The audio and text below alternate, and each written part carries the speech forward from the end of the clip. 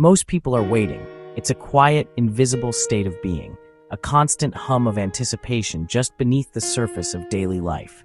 You can feel it in the morning hesitation before your feet hit the floor, in the afternoon lull staring at a screen, in the evening sigh as another day closes without that one important thing getting done. It's the silent agreement you make with yourself. I'll start tomorrow. Waiting to feel motivated. Waiting for that lightning bolt of inspiration, that sudden, overwhelming urge to leap into action. You scroll through images of success, listen to podcasts, watch videos, hoping to catch a spark from someone else's fire. You're searching for a feeling, believing it's the essential ingredient you're missing, the permission you need to begin. Waiting to feel confident. Waiting until you've read one more book, taken one more course, or rehearsed the plan in your head a dozen more times. You tell yourself you're not ready, that you need more knowledge, more certainty. But this quest for confidence becomes its own form of paralysis, a shield against the fear of not being good enough. Waiting for the right time, that perfect, mythical moment when the stars align, your schedule clears, and all obstacles magically vanish. Waiting for Monday, for the first of the month, for the new year. But the right time is a mirage in the desert of procrastination. It never arrives. But let me tell you something most people don't want to hear, a truth that can feel harsh, but is ultimately liberating. Motivation is unreliable.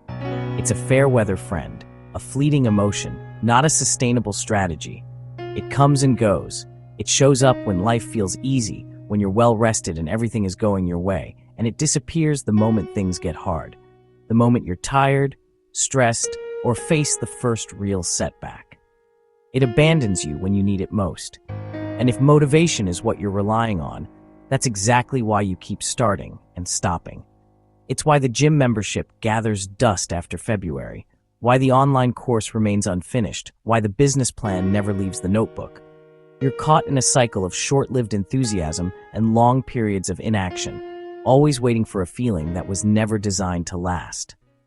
We've been sold a lie, a convenient, comfortable lie that keeps us waiting for the perfect moment. The lie is that you need to feel motivated to act, that success is born from a sudden jolt of inspiration, a lightning strike of clarity that makes the hard work feel easy. Here's the truth. Motivation is a fair-weather friend. It shows up when the sun is shining and the path is clear, but it vanishes at the first sign of a storm. It's a feeling, and feelings are fleeting. You cannot build a life on something so unreliable. Motivation doesn't create success. Momentum does.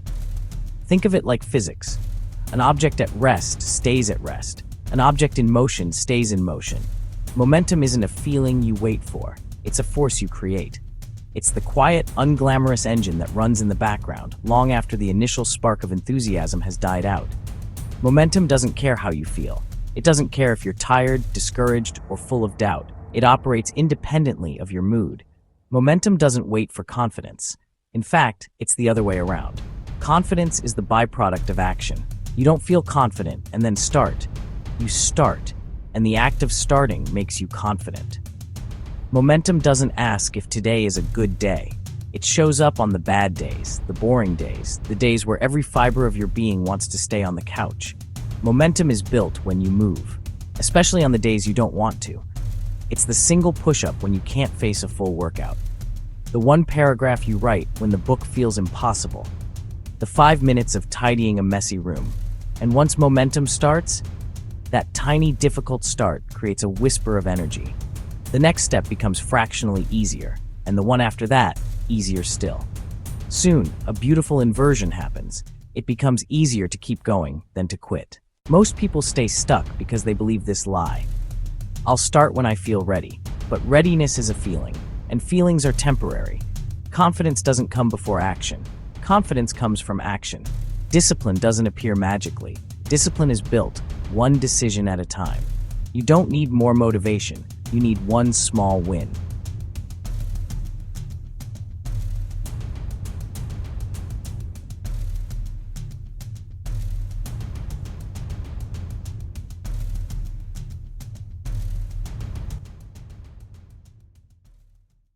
Momentum starts small. One workout, one page read, one call made, one uncomfortable step forward, not the perfect plan, not the full transformation, just movement.